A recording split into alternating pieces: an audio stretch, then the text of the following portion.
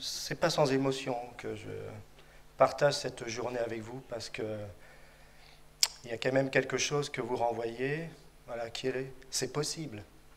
C'est quand même possible, voilà. Et que dans un contexte actuel où, voilà, une sorte d'entretien un peu difficile, dire qu'il y a des projets initiés il y a plusieurs années qui prennent un essor et qui sont là vraiment et qu'on va pouvoir toucher cet après-midi, c'est rassurant. Voilà, c'est rassurant pour la pédagogie, la santé. Et ça donne envie. Alors, grand merci à l'équipe de nous donner envie. Voilà, moi, je rajeunis quasiment. Là, moi, j'ai envie de refaire carrière, d'être un interne et puis d'y aller. Ne vous trompez pas, ce n'est pas la tour de la simulation de l'UFR de Bobigny. C'est simplement la tour de l'illustration, mais comme c'est la même famille des tours Perret, voilà, on se dit peut-être qu'en commençant par ça, nous arriverons vers le Simu Santé. Il m'a été proposé de traiter le patient en ressources pédagogiques. Et je me suis dit que c'était aussi l'occasion de partager d'abord un questionnement. Autrement dit, je vais partager une incertitude, un trouble, quelque chose qui renvoie au débat et à la co-construction. Parce que se passe un fait total en ce moment, qu'on nomme l'engagement des patients, à savoir un phénomène de société qui prend place, qui a déjà de nombreuses expériences, et que l'on doit observer, questionner, interroger, dès lors que finalement on va s'intéresser, alors d'une part à la santé, mais aussi à la formation. C'est ce à quoi je vous invite au cours de ces quelques minutes de partage. Alors, bon, tout le monde le sait, même un tout petit peu avant les années 60, on a des travaux qui tentent, en pédagogie dite médicale, de chercher la meilleure exposition des futurs étudiants à la réalité du patient. Études de cas, examen structuré objectif, patient simulé, patient réel, et j'en passe. Je ne mets pas les stages dedans, mais on pourrait aussi les mettre. Et puis voilà, c'est une profusion énorme de publications sur qu'est-ce qu'apporte finalement le fait d'exposer un étudiant auprès d'une simulation de patient ou d'un patient. Mais voilà, le problème, en tout cas mon interprétation que je partage avec vous, c'est qu'il y a incontestablement un risque, et en particulier lorsqu'on convoque des patients dits réels, c'est-à-dire d'avoir quelque chose qui serait de l'ordre du formatage ou d'une pensée de l'enseignant, soignant vis-à-vis de ce que doit faire le patient, et qu'il y a quelque chose qu'on va essayer de documenter à travers finalement un moyen de plus, mais un moyen de plus qui ne convoque pas nécessairement la singularité des patients. C'est ça que je vais un peu aborder avec vous, d'autant plus que vient se rajouter le fait que les facultés, comme partout, il y a une nécessité d'évaluer, et que nous verrons que cette notion de patient qui peut être un acteur, mais aussi un patient réel, prend la dimension de patient standardisé, à savoir finalement un cadre bien convenu dans lequel les variables sont relativement contrôlées pour permettre à l'étudiant d'être en position d'évaluation, on va dire, uniforme par rapport à ses collègues. Alors, il se passe quelque chose de bizarre, c'est-à-dire que la littérature est profuse sur comment on utilise les patients, qu'ils soient simulés, acteurs ou patients, dans la formation, en général, et en même temps, se glissent dans la littérature des expériences novatrices. Et dès les années 60, les rhumatologues américains font venir des patients pour partager le vécu, l'expérience, mais aussi l'analyse critique des patients vis-à-vis déjà du système de soins. Et puis à Beersheba, par exemple, famille apprenante, où on envoie les étudiants dans des familles marraines, dans lesquelles ils vont être immergés dans la réalité de la santé, à travers des familles qui les accueillent dès lors qu'ils ont un événement de santé à partager avec l'étudiant. Et à cette époque, dans le papier, il y avait marqué « c'est une priorité pédagogique », c'est-à-dire que dès que la famille appelait l'étudiant, il pouvait lâcher ce qu'il était en train de faire pour partir dans sa famille, assister à une consultation, partager un événement. Et puis depuis 10 ans, la Grande-Bretagne, alors je pense que certains d'entre vous sont au courant, engage vraiment une forme de révolution dans laquelle la participation des patients dans la formation médicale est devenue quasiment une perspective très tenue, très soutenue, et à travers l'idée du vivencia créatif, c'est-à-dire l'expression de la singularité du vécu des patients au regard de la formation des étudiants. Voilà. Et puis, c'est là, voilà. Je suis la logique de l'oubli. Voilà. Et depuis les années 90, émerge l'idée d'un engagement des patients et des citoyens. Et vous savez qu'il y a eu une sorte de déclaration de Vienne, de type un peu OMS, et puis le rapport Cagnard l'a repris sur la participation de plus en plus importante des patients dans le système de santé. Qui dit système de santé, dit système de formation. Alors moi, je ne suis pas un porte-parole des associations, des patients, des usagers.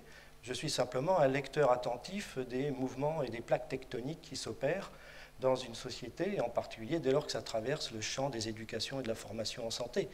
Et donc, il s'agit vraiment de discuter le fait que ressources pédagogiques peut-être, mais incontestablement, regarder ce qui se passe du point de vue de l'engagement des patients. La deuxième chose, c'est que cette ressource pédagogique, si on n'y fait pas attention, peut vite devenir ce qu'on appelle une instrumentalisation au service d'un format attendu des soignants vis-à-vis de ce que doit présenter le patient au regard de l'étudiant. Et ça, il faut probablement non pas s'en méfier, mais le savoir pour savoir quand est-ce que le patient dit réel doit être préparé versus lorsque le patient réel doit être ce qu'il est. Donc, peut-être qu'il y a là, comme on le verra avec certains auteurs, l'idée d'une stratégie ou pas, et ceci pouvant être discuté. Et puis, d'où le fait que je souhaite partager au moment où il y a une sorte de baptême, puisque avec Jacques nous sommes les parrains, d'attirer l'attention sur des réflexions à terme du SIMU Santé et de son rapport à la participation des patients dans le SIMU Santé. Voilà. Alors, il y a une date importante, c'est 93, et un consensus de l'association américaine, etc., qui a publié dans Academic Medicine, finalement, un travail important de clarification. Donc, Miller, dans ce papier, cite d'où ça vient, et c'est important de connaître un peu les mythes fondateurs, et je vous rappelle que les patients simulés, quand ils sont joués par des patients, à l'origine, c'est un moyen pour des patients en grande précarité d'être soignés. C'est-à-dire qu'à l'origine, on a fait venir des patients réels pour s'entraîner les étudiants en contrepartie de soins. C'est une des contributions à la présence des patients. Ce qui veut dire que c'est monté progressivement les fameuses utilisations de type Ardennes, Oski, et la première conférence d'Ottawa sur les patients simulés. Mais à cette époque, il y a une sorte de navigation un peu à vue ou un flou sur les mots qu'il faut utiliser pour baptiser d'une certaine manière la présence des patients simulés, qu'ils soient acteurs ou patients réels. Et finalement, ce trouble-là, sémantique, si on peut dire, poursuit actuellement. On ne sait pas trop comment les nommer dans le milieu de la santé. In fine, en 1993, ils ont décidé de distinguer les patients simulés, donc vous avez en bas, voilà, qui recouvre le fait qu'une personne, donc un acteur ou un patient réel, expose une maladie sans en modifier ni changer la description pour le caractère entraînement avec le patient. Et puis, on a décidé, c'était en fait Jeffrey Norman qui a dit, ça serait mieux de parler de patients standardisés dès lors qu'on demande à la personne d'être relativement uniforme au cours des évaluations et de ne pas changer pour avoir l'équité d'évaluation des patients. Mais ce qui est troublant, c'est que un travail de Paula Stillman montre finalement que ces gens, ces patients réels, cette fois-ci, sont préparés par rapport à leur illness, c'est-à-dire à leur maladie vécue, mais pour finalement travailler un rôle attendu par l'enseignant auprès des étudiants. C'est-à-dire qu'il y a quelque chose qui ne se clarifie pas. Est-ce que j'utilise la illness comme un modèle de la complexité, ou est-ce que je vais sur le disease avec un préformatage, c'est-à-dire la maladie attendue dans une symptomatologie clinique? Et finalement, ce point-là va être un trouble permanent dans le rapport d'utilisation des patients réels dans les systèmes de formation. Et vous voyez que le trouble, parce que vous avez dans la même revue Colliver et Williams qui rapportent, bon voilà, donc déjà pour signaler qu'en 89, 70% des facultés utilisent les patients simulés, donc elles ont des choses à dire, mais que les recherches se portent vraiment sur des recherches docimologiques, voilà. C'est-à-dire qu'on va chercher à savoir si le patient réel, c'est-à-dire ce fameux patient, a les mêmes attributs qu'un patient simulé par un acteur. Et on va continuer ce travail, finalement, où on va essayer de chercher la reproductibilité des patients standardisés, comme si on oubliait qu'il y a des moments de... Ce sont des patients. Ce sont des patients. Et ça, pour moi, c'est un questionnement par rapport à l'utilisation. C'est pour cela que je pense qu'il y a, à l'appui du présupposé que je fais que le patient, comme ressource pédagogique, finalement, peut renforcer une logique enseignant, c'est-à-dire l'attendu, à l'époque, et peut-être encore maintenant, le recensement de à quoi ils servent, ça sert, on fait venir un patient pour faire de la simulation de signes physiques. Voilà, donc vous avez à l'époque 60 signes. Un peu plus tard, j'ai retrouvé une presse du quotidien du médecin qui présentait déjà Elizabeth Wallace, profession, patient simulé, spécialiste du coma. Voilà. Et puis Paula Stillman, la même dans Teaching and Learning in Medicine, avec en 1996, fait une étude sur l'effet de la fatigue chez les patients réels au cours des évaluations. Bon.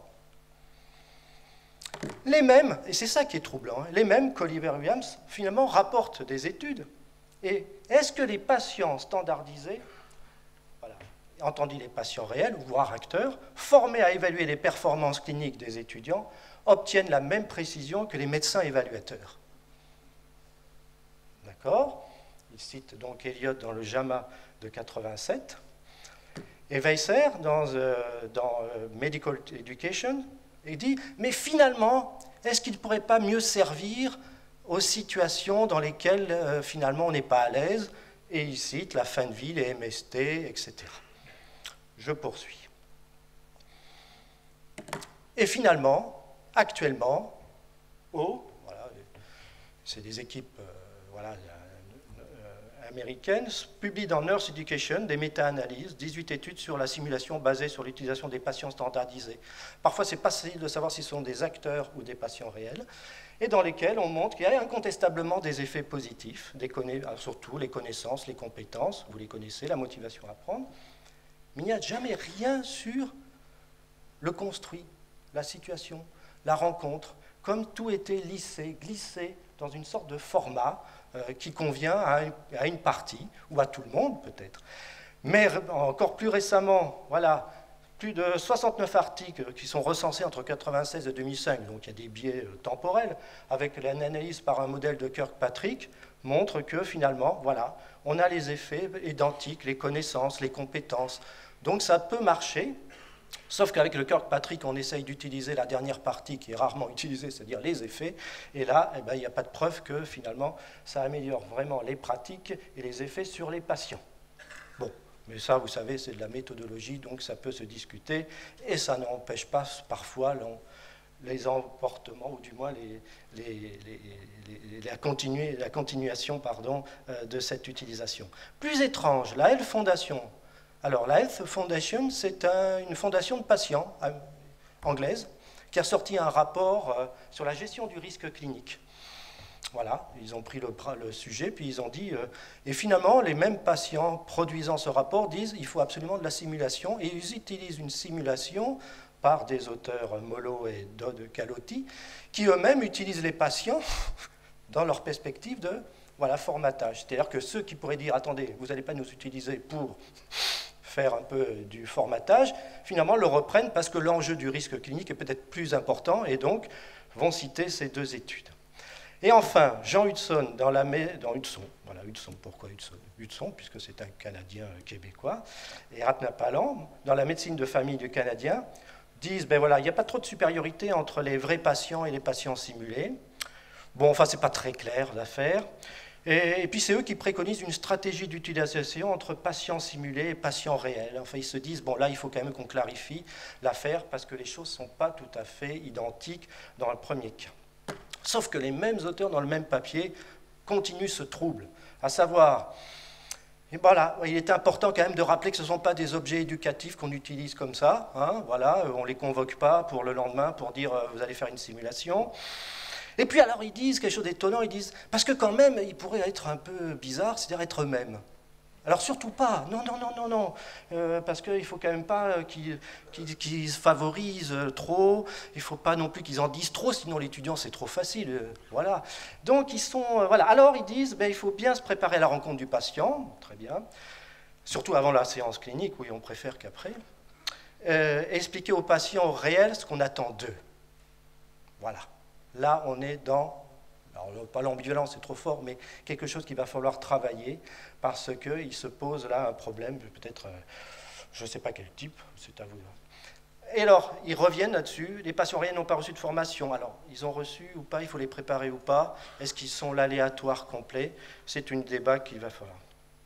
En fait, voilà, premier constat de la première partie, il peut y avoir une orientation médecin-enseignant, c'est-à-dire une attente professionnelle de santé enseignant sur ce qui vaut d'être fait. Et puis comme il y a une évaluation et qu'il s'est passé la question de savoir si la simulation pouvait servir à l'évaluation, il va y avoir quelque chose qui est de l'ordre comment on utilise au sens noble du terme les patients réels dans ce cadre-là. Et finalement, est-ce que d'une certaine manière, ça a sa place ou pas dans cette perspective-là? Parce que finalement, on peut vite s'apercevoir, et voilà, que ça peut être devenir un objet éducatif, voilà, c'est-à-dire un moyen, et on oublie, voilà. Donc le risque, c'est l'instrumentalisation, non pas volontaire, mais comme ça, avec nos bienveillances, etc. Et ça peut poser une question éthique, voilà. Et donc, mon idée, c'est que, voilà, à partager avec vous, c'est que pour se sortir de cette période floue, pas si claire que ça, il faut absolument peut-être aller découvrir ce que c'est que l'engagement du patient dans le système de santé, et puis après dans la formation médicale, et voir comment après la co-construction peut s'opérer. Bon, je l'ai déjà dit, déclaration de Vienne, voilà, il est un fait que la santé appartient à tout le monde, d'accord, ça, mais surtout qu'il y a de l'attente à avoir vis-à-vis de ceux qui la vivent, et donc de nous tous. Voilà, nous sommes tous un peu biaisés parce que nous sommes soignants, pour certains d'entre nous, mais nous sommes tous appelés à participer d'une réflexion sur les systèmes de santé, voilà, dans une perspective de bien-être ou de mieux-être, comme on veut, c'est la fameuse déclaration de Vienne. Tom Ferguson, voilà, qui a déclaré on va aider à guérir le système de santé. Voilà, parce que les patients sont actifs, autodéterminés, outillés, engagés, connectés. Il a même fait un travail important sur les e-patients, c'est-à-dire comment les e-patients, à travers les systèmes de réseau, modifient, infliquent des logiques. Alors, on n'est pas dupe et on n'est pas non plus naïf. L'engagement des patients, c'est un fait total, il y a des preuves, il y a des événements, mais on ne sait pas, voilà, c'est à décoder parce qu'il y a des logiques en action. Il y a des logiques qui font que, voilà, jusqu'à quel point ça ne s'adosse pas à d'autres logiques, il y a une interrogation. En tout cas, ça existe. Alors cette diapo un peu texte est un peu lourde, mais c'est juste pour vous signaler que ce n'est pas un épiphénomène. Voilà, Anderson, Cleary, Richard, voilà, dans le BMJ de 2013, hein, laisser la révolution des patients advenir, hein, d'une traduction un peu comme ça, ou Denzer dans le fait que la vedette maintenant, c'est finalement une forme de médicament qui est l'autre patient, pose quand même finalement ce fameux qu'est-ce qu'on fait de ce mouvement, qu'est-ce qu'on en fait, d'autant plus qu'elle traverse toutes les dimensions du système de santé. L'amélioration des soins, l'administration des soins, alors là j'ai mis exprès en vert le nom qu'on donne à tous ces patients qui participent maintenant dans différents lieux du co-soin, ou je ne sais pas, en tout cas ils sont là, peer navigators, médiateurs de santé pairs, pairs aidants, pairs support spécialistes. Alors chacun venant d'un milieu, la psychiatrie, la néphro, voilà, prend un nom différent, mais à quoi il sert? Ben, il sert à aider l'équipe soignante à mieux soigner son père. Et ça, c'est partout maintenant, et même dans l'éducation thérapeutique, le petit champ dans lequel on travaille, les patients intervenants sont de plus en plus présents. Et puis vous avez cité, et Jacques a cité les recherches collaboratives. La recherche collaborative avec les patients-chercheurs, voilà, c'est maintenant des centaines, voire des milliers de publications qui sortent chaque jour où un patient est chercheur, co-chercheur avec une équipe. Alors ça demande des conditions. Et par exemple, voilà un petit exemple, hein, c'est grâce à une banque de données construite par des patients que des effets secondaires de certains médicaments ont pu être repérés parce qu'ils avaient pris un angle de database un peu différent de celle de la logique soignante. Il y en a d'autres, etc. Et puis, il y a la formation médicale. Voilà. Et alors là, vous avez un travail remarquable d'Anita Berlin, voilà, de Londres, qui a produit ce rapport, en tout cas, cette expérience rapportée, on dirait, où là, nous avons voilà, alors Amiens, Londres, je ne sais pas combien de temps, mais c'est quasiment, un travail collaboratif entre la présence de patients, et vous voyez le titre qui est très sympa, hein, qui signale former les futurs de médecins de demain ou des étudiants de médecins avec les patients d'aujourd'hui. Hein, et c'est bien.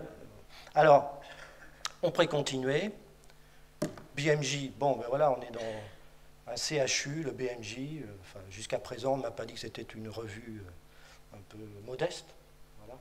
Ce qui veut dire que, vous savez que le BMJ a déclaré, suite à la publication de Richards sur l'essai à venir, la révolution, a énoncé que finalement, il souhaitait que des articles, pas tous, mais alors pas tous, mais en tout cas, les articles soient de plus en plus relus par des patients. Patients formés, patients connaisseurs, mais patients. Deuxièmement, il invite, il incite à ce que des papiers soient publiés avec des chercheurs, patients. Et en fait, ça a créé finalement l'idée d'un logo, Patient Included, dans lequel on explique et on estime que les moments de discussion de santé, peut-être pas tout, mais pourraient faire valoir la perspective, le point de vue des patients. Et dans ce cas-là, il y aurait à poser ce fameux logo qui vous signale qu'il y a eu une co-construction avec les patients du colloque, de la réunion, et ça peut se décliner sur d'autres situations. Et qui se traduit encore par des bases de données sur l'engagement des patients. Voilà, vous pouvez aller voir ce que font les patients dans leur dynamique de montrer une autre perspective des soignants. Vous avez des sites dédiés, et puis vous avez récemment la nouvelle Académie des patients européens, le PATI, qui est un consortium de grandes fédérations de patients européennes, et qui ont déclaré qu'ils avaient à participer à des choix politiques, mais aussi des perspectives de recherche, en tout cas, et puis des mots à dire sur la formation des soignants. Voilà. Des revues spécialisées, et je peux vous dire que Research Involvement and Engagement, je peux vous dire que je me suis fait retaquer récemment, parce que ce n'était pas assez patient. C'était pas assez patient, Bon. Et puis des organismes de recherche, à l'américaine, mais en tout cas des fonds de financement. Et ça pourrait donner des idées lors d'un débat, Béatrice. Voilà. Bon, je passe, mais Angelina Toll a publié, alors ça date un peu, mais ça a publié, a montré qu'il y a 270 articles, finalement, qui sont sortis entre 1970 et 2009, mais maintenant il y en a beaucoup plus, qui montrent comment les patients participent activement de la formation. On rappellera que le premier exemple connu, mais vous savez, il n'y a pas d'histoire, que c'est dans l'arthrite rhumatoïde, que c'est le premier pas des patients co-formateurs des étudiants qu'on a vu apparaître. Et puis maintenant, vous avez partout dans le monde les Health Mentor Programmes, c'est-à-dire des formations préparant les patients à former. Quand je dis former, ce n'est pas le témoignage, c'est le patient, il est là, et moi-même, Jacques, tant pis, hein, il peut faire un cours ex cathedra en donnant la perspective de ce que c'est que la lecture par un patient d'une situation clinique, etc. Ils peuvent intervenir en co-animation avec un soignant, comme ils peuvent animer seuls. C'est ça la présence active. Et donc, ils évaluent. Ils évaluent. Bon. Et puis je continue. Voilà. Alors, un petit clin d'œil à Angelina Toll, parce que je me suis aperçu, en préparant cette communication, qu'elle avait le même trajectoire que moi. Pédagogie du soignant, pédagogie du patient, et comment les patients maintenant forment les soignants. Voilà, donc c'était un petit clin d'œil à une collègue que je ne connais pas, j'ai découvert, et qui habite Vancouver. Alors, voilà, ça donne des envies de voyage.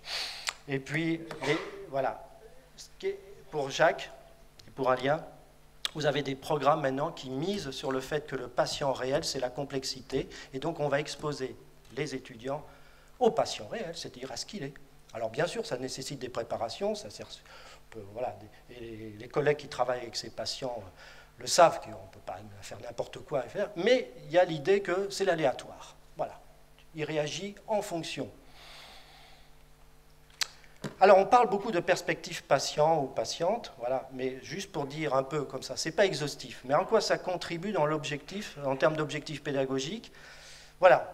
Par exemple, on sait que les patients amènent beaucoup de choses sur la compétence ou autre des étudiants à mieux identifier les ressources communautaires. Quand les étudiants sortent des facs ou des I, ils sont démunis sur les ressources communautaires. Par exemple, leur dire, tu sais s'il y a une association de patients dans le...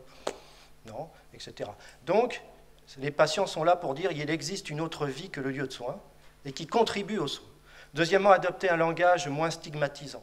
Ils sont très sensibles aux mots employés, et voire même, pour certains, aux préjugés, voire même aux préjugés raciaux. Donc, c'est là où ils vont attirer l'attention. Ils impliquent finalement une position beaucoup plus globale, c'est-à-dire une vision plus globale, parce qu'ils vont attirer l'attention sur des repères qui sont moins automatisés avec des enseignants formateurs, même si ces enseignants formateurs sont beaucoup plus sensibles à des approches globales.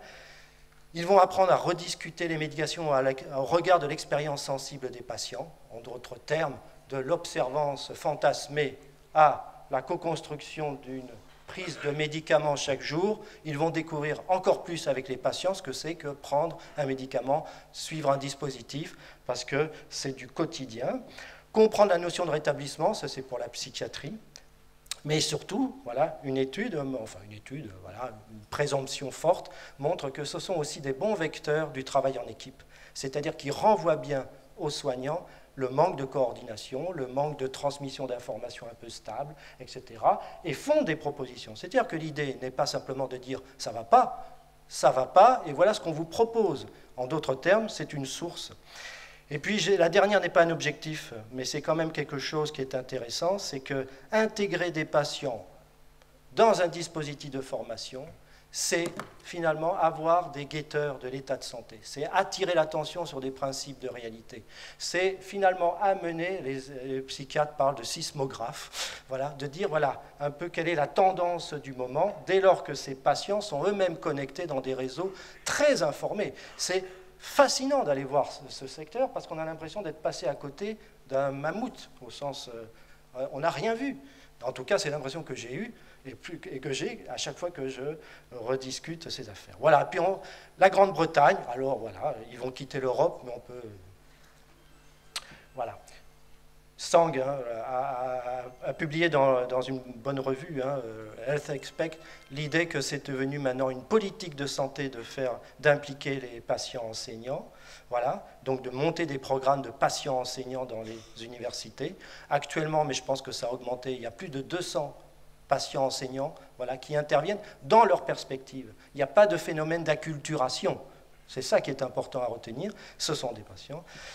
Mais vous avez maintenant la possibilité d'avoir des programmes qui portent sur les minorités, voilà, donc des minorités qui viennent enseigner ce que c'est qu'être une minorité, c'est quoi le rapport d'une minorité avec un système de santé, en quoi le système de santé augmente les inégalités de santé, voilà. Et puis vous avez quelque chose qui devrait vous intéresser, c'est que maintenant, avec la Health Foundation, vous avez des propositions de gestion du risque clinique, par les patients eux-mêmes, qu'il est peut-être bon d'écouter. Et puis, finalement, on a de plus en plus de recherches pédagogiques sur l'engagement au sein, c'est-à-dire qu'on n'est plus dans ce trouble, vous voyez, de savoir comment on les utilise. Là, on a maintenant des travaux sur qu'est-ce que j'amène dès lors que je suis dans ma perspective de patient. Et là, vous avez 2 papiers importants, dont celui toujours de ma copine, je me permets, hein, c'est une copine, qui a, avec un joli titre, hein, promouvoir l'authenticité et l'autonomie, on va dire, de la voix, ou en tout cas de leur vision. C'est pas rien hein, d'écrire ça dans un rapport de construction du soin entre 2 personnes. Voilà, alors voilà, j'ai partagé ce questionnement avec vous, c'est-à-dire que d'un patient ressource, avec ce qui se passe actuellement comme un fait total, qui est un engagement des patients, ça interroge les mythes fondateurs du CIMU Santé et sa dimension, dont un est sa dimension citoyenne, c'est écrit, voilà, et avec une déclinaison déjà de l'apprendre à porter soin et secours, l'éducation thérapeutique. Christelle, ici présente, Maxime, ont attiré l'attention, certes, jamais la première fois sur le patient, mais en tant que patient, jamais la première fois sur moi, sur ma fille, sur mon père. Donc il y a une sorte d'analogie possible de transférer ce que nous discutons sur la simulation pour l'apprentissage des patients à des gestes invasifs ou à des situations complexes. Là, je crois qu'il y a une opportunité extraordinaire de conférer au centre de simulation cette dimension citoyenne et d'appropriation partagée et discutée avec, évidemment, les patients. Et puis, j'ai découvert, comme vous allez le découvrir, qu'il y a un simu mobile, génial, alors ça, prix Nobel, hein, prix Nobel, un simu mobile, et alors je croise avec les travaux du laboratoire sur les éducations à la santé familiale, où on va dans les endroits dits déserts médicaux, eh bien, apprendre aux familles à se débrouiller parce qu'ils sont à plus de 30 minutes des premiers recours et qu'il faut savoir se débrouiller avant que les professionnels arrivent. Et je pense que là, avec simu mobile, il y a des choses extraordinaires à faire à la rencontre de l'éducation familiale en santé. En 2005, c'est toujours Sang disait, le défi sera d'identifier les objectifs principaux pour décrire les contributions des patients, de coordonner les expériences, de les intégrer dans le curriculum et de braver le paternalisme. Bon, il peut y en avoir de temps en temps, mais en tout cas c'est ça.